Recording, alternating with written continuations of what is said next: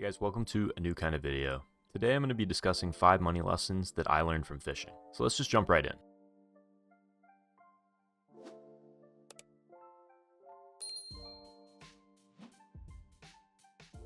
First lesson is that less is sometimes more. Oftentimes fishermen will overcomplicate the hobby, end up obsessing over optimization, when in reality, the gear you use is really not the determining factor on whether or not you're going to catch fish. I've seen plenty of people catch huge fish on extremely budget gear. It was actually something that I worried a lot about when I was getting into the hobby myself.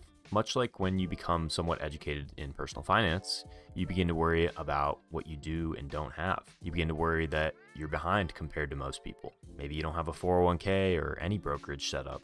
Maybe you don't have a real estate investment set up and you think that's the way to go. And the more you learn, the more you feel behind. I quickly learned that in both fishing and in personal finance, sometimes less is more. I've seen people with $500 baitcaster rods and $40 lures go home empty-handed or get outfished by a guy with a $50 ugly stick and a 10-cent Seiko. Keep in mind that less is more. You only have control over so many things, and that consistency is way more important than a lot of the things you're worrying about. Take, for example, investing into the stock market. When I first started learning about investing, I thought it was going to be important to chunk away huge amounts of cash, but in reality, what matters most is time in the market as well as making consistent investments, no matter how big or small. For a while, I was even convinced that you need a personal financial advisor, but then I learned that the fees associated to financial advisors sometimes aren't worth it. And sometimes just doing your due diligence and making informed decisions will leave you better off.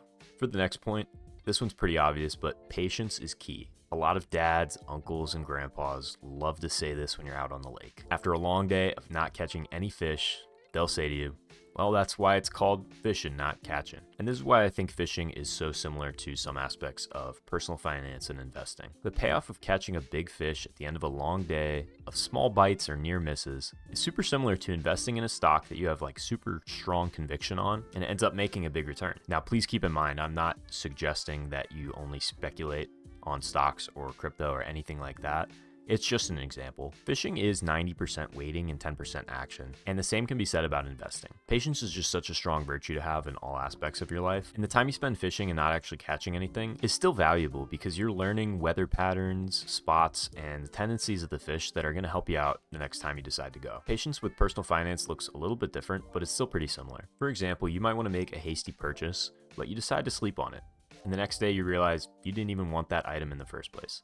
And having that patience and discipline ended up saving you more of your hard-earned money. Or another great example is not panic selling when one of your stocks goes down 10% in a single day. Because if you actually have conviction in that asset and you think that it's going to perform well over a long period of time, then it doesn't matter to you anyways because you're not selling anytime soon. The next point is resourcefulness. The best anglers make do with what they have, and oftentimes will get creative instead of just trying to buy the fix. For example, when a lot of my friends and I go fishing, we'll bring live bait, and honestly we'll end up running out well before we're actually ready to pack it up. And when we don't want to switch over to lures automatically and want to keep trying to use live bait, we'll actually use bread and tiny hooks to catch bluegill or invasive fish as bait. And when it comes to saltwater fishing, we use a similar method of snag hooking mullet when we're targeting big game fish like tarpon and snook. Not only does this save us a ton of money, but it actually saves us a trip to the bait store, and honestly it makes you feel a little bit more fulfilled and confident in your fishing abilities. When it comes to your personal finances, being resourceful might look like a leftover night, where you're having 2 to 3 nights of dinners, clearing out the fridge, which will make you feel good about not wasting food,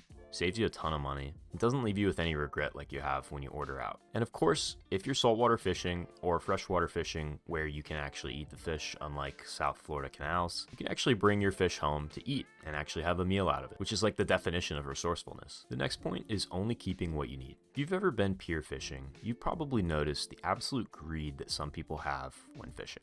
And I've honestly never seen a better warning of overconsumption than some of these fishermen. They'll take everything they pull up, no matter the size, throw it in their cooler, even bait fish, because they really just need to feel like they won the day. But if you have any mind for conservation, or if you actually know what you're doing, you know that it's important to not overfish, and how many problems this bad habit can actually cause. Not to mention you can get in a ton of trouble with Florida Fish and Wildlife or your state's respective conservation department. Knowing what you actually need is a super important aspect to have in personal finance. And the last point is learning what real value actually means. This last point I want to make is about how you value your time and your money. For me, fishing has been something that I can definitely say one of the best expenditures of my free time. And your time is invaluable. If you tally up all the money I've spent on gear, licenses, gas from going to different fishing spots, I would pay it all again because I know that it's something that really brings me joy and fulfillment. And you really can't put a price on that. And of course, this can go for any hobby or anything that you find in your life brings you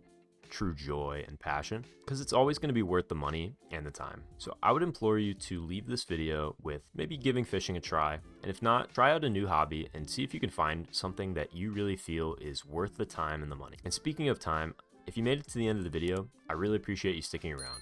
Make sure to subscribe if you enjoyed, and I'll see you guys in the next one. Thanks.